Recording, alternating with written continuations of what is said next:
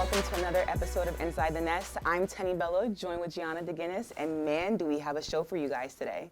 Women's soccer enjoyed an 11-game winning streak, but unfortunately the streak ended after a 1-0 loss to an undefeated Rowan. The Redhawks will definitely be battling with them for the top of the NJAC down the playoff stretch. Yeah, Tenny, it's been a pretty eventful week with Leah Higgins earning her 1,000th career kill, as well as the women's soccer team making history. As of Monday, the men's soccer team was ranked 13th, with the women hitting number 10 in the United Soccer Coaches poll. And that's where we start. On October 5th, women's soccer history was made at Pitzer Field in a match against John Jay. For the first time in women's soccer program history, the team recorded 2 hat tricks, coming off the cleats of Eileen Cahill and Kylie Prendergast. However, the Redhawks didn't stop there. 2 other players found the back of the Bloodhounds' net, and goal number 8 would come from Sam Andrus. It was an unexpected golazo coming from a long ways out. Well, that third goal was like kind of a loon one. I had a bad angle, but there was none of my teammates at the top of the box, so I was like, why not shoot it? Because what else are you gonna do? So then I just shot it, and then that was a good feeling. We thought we didn't play great in the first half. We thought we could have worked a little bit harder and moved without the ball a little bit better. And that was kind of the challenge at halftime. Kids did a great job. You know, A and Kylie were taking turns scoring goals, so that helps. And I just thought that we got to an intensity level that was hard to match. It feels awesome. Obviously, scoring goals is a pretty good feeling, but then Kylie getting a hat trick too, and then some other people getting their first goals of the season, Nikki and Samo, it was great. It's a good feeling all around. Cahill and Prendergast aren't the only players netting hat tricks in the past. Prior to this dynamic duo, players like Natalia Sisti had 3 hat tricks in her career, with multiple players notching 2. But I doubt these Redhawks are done yet. Can't wait to see them move up the lists. The men's soccer team continued their impressive season, taking on Rowan, and got off to a great start early. They scored 3 in the first 15 minutes, highlighted by Amir Lukovic, who scored his 5th of the year off a free kick. Josiah Crawford also got on the board with a great one-on-one goal. The scoring was capped off by a prof's own goal, which Crawford was credited with. The goal gave him 2 on the day and helped the men advance to 9-1-3 overall and 4-0 in the NJAC, sitting atop the standings. Brandon Morazzo has more. All right, and we're back here with the instant analysis, this edition, the Maz Minute. And we just had Montclair State just absolutely rout the Rowan Profs. And you saw multiple players get on the scoreboard. Josiah Crawford hitting a nice one-on-one with the goalie. The first goal coming from Amir Lukovic on a beautiful curveball to the back of the net on a free kick. And an own goal set up by Josiah Crawford. That one being backed into the net by Saladanian. And to be honest with you, the play of the night wasn't even a goal. You had Altamirano for the Redhawks fly down the pitch, covering multiple yards to stop the Profs from getting a wide open opportunity. Not much happening in the second half. Montclair State holding on, capping off their 8th shutout of the season, and Montclair State continues to roll. From the pitch to the hard court, Leah Higgins broke 1,000 career kills versus NJCU. She needed 6 kills to break the record and quickly reached it in the first set on the 24th point. But she didn't stop there. She ended up having 9 kills that night and became the 7th student athlete in program history with 1,000 career kills.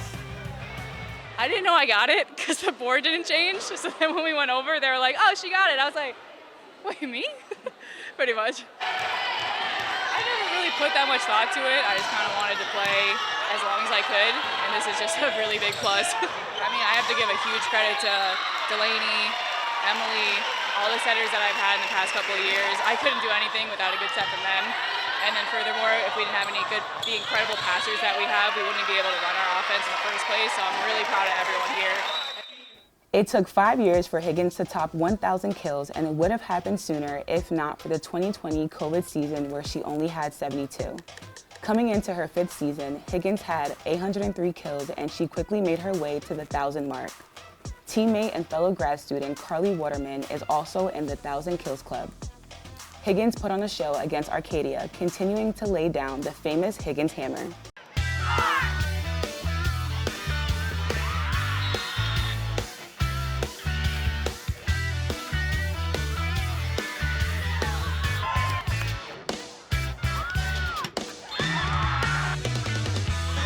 We're only at the beginning with this. It's going to keep improving.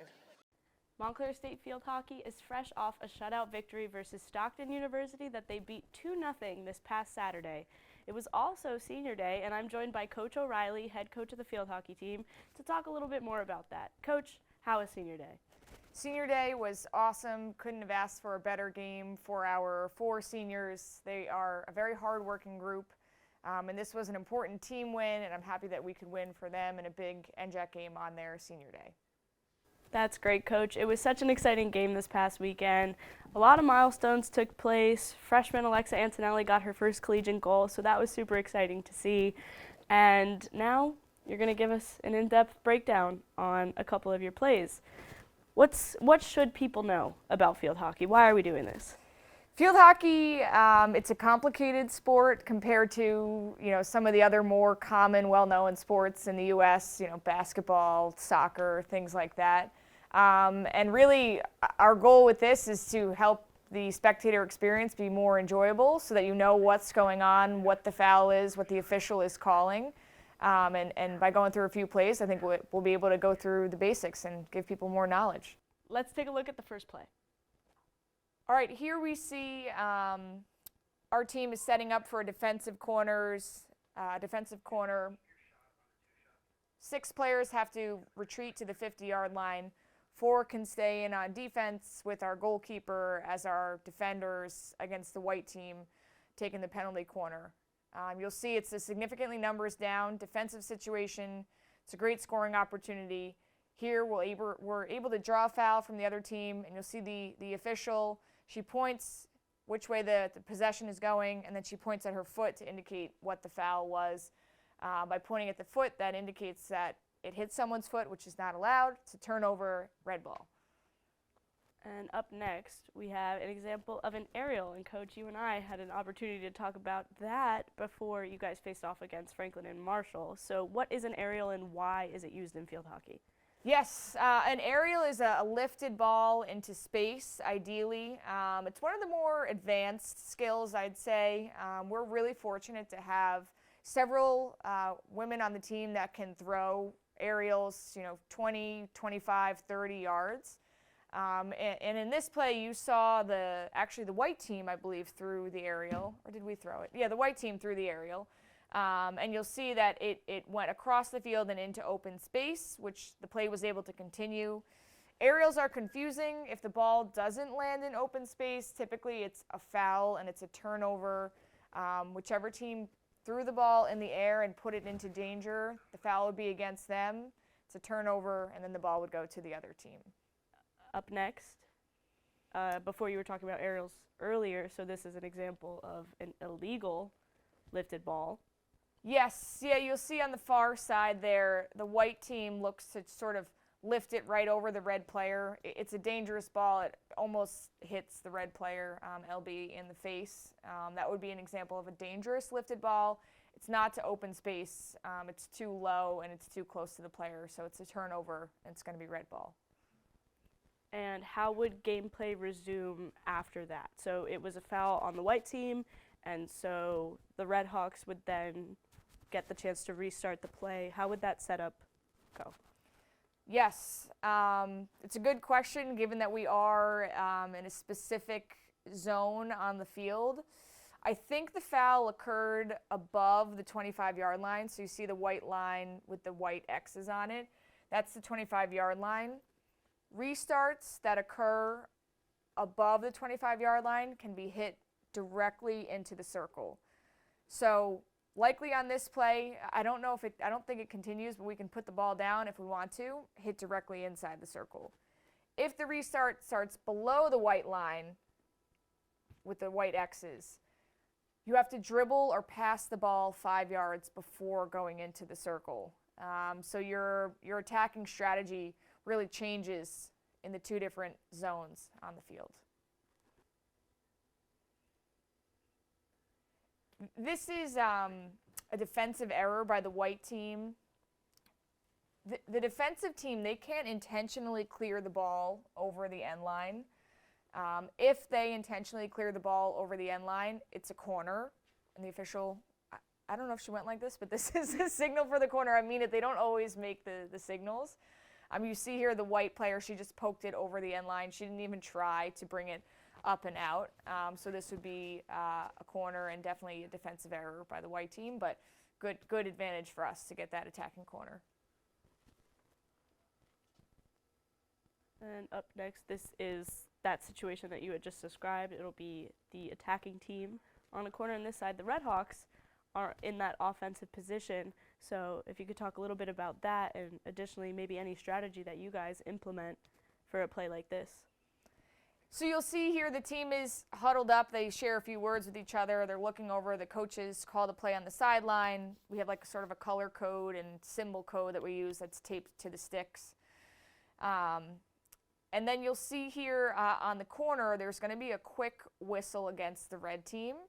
And you'll see what happens here. The ball, unfortunately, it's shot too high. On an attacking corner, the initial shot has to be on the ground. And if it goes in the goal, it has to hit the black backboard that you see here. So this shot, it was coming in too high, likely above the backboard level, and it's coming out. You'll sometimes see in field hockey a shot on a corner hits the net, it goes in, and it doesn't count. That's because the initial shot on the corner has to be on the ground, it has to hit the backboard. So a little bit of a look ahead here. You guys are 2-1 in conference. What's this next week look like for you? This next week is a little bit different. We actually don't have any conference games, so it's a good point for us to reset. I feel really lucky that we have this kind of break. You know, we still have 2 games, but we'll be able to try a few different things, players in new spots. That's what we'll be looking at practice this evening. I'm just excited. We have a trip to Massachusetts this weekend. We're playing a top 10 team, really getting us ready for more competitive conference games. But like we've been talking about, eyes are on the playoffs, and we're moving in the right direction. Absolutely. We are pushing for you guys here. We wish you the best of luck on the rest of your season and can't wait to see what you guys have in store next. The football team took a tough loss against Kane, dropping to a 2-4 record. But there were definitely some bright spots in there. And that makes football our game of the week. It's a chilly night here at Upper Montclair, New Jersey, as the Kane Cougars travel to Montclair State to take on the Redhawks. Kane will bring out the punt unit. And blocked, and Montclair going back, and that's a touchdown! Montclair State blocked punt, and they get on the board early. Oh my goodness, a little scoop and score action. Third down and short. Nongesser gets it. Rolls out to his left, looking to his left, goes to the right with this Montclair defense, swamped all over him, and that's a Montclair State sack. Higgins play action going to his left, makes the throw to Cohen, and he catching it. He's going down the 50, going down the far side. Can a man catch him? They can't. Cohen going towards the end zone, and he's in. Touchdown, Montclair State, coming from a long Eric Cohen touchdown. And we are back here on the Red Hawk Sports Network for the second half of some MSU football. Higgins drops back, looking deep. Looks towards his right now, scrambling towards his right. Has a man wide open. It's Eric Cohen. Eric Cohen going on the 16. Makes a man truck. He's going in. He stays in bounds for a touchdown. Eric Cohen continues to amaze. 2 touchdowns for Eric Cohen and 2 big ones. And Montclair State takes a 22-9 lead. Nungesser in the shotgun. Montclair showing blitz. Will they bring it? They drop him back. Nungesser pump fakes, looking deep to right. Ionesi with a one-hand snag. He goes up the middle, and what a tackle by Mike Ramos to hold him to just the 30-yard line. Murdoch drops back, looking to his right, steps up into the pocket, stepping up a lot, chucks it deep. Goes not enough. Intercepted by Kane, and that's a game-winning interception by the Cougars. Trailing as much as 16, come back and win this one 23-22 against Montclair State and absolutely shock the Redhawks. Well, that's all we have for you, Redhawks. Stay tuned because the swimming and diving season is just around the corner. And we'll have our first mic'd up coming soon with the women's soccer team. Make sure to subscribe to us on YouTube and follow us on TikTok and Instagram at RedHawkSN. For Gianna DeGuinness, I'm Tenny Bello. See you next week.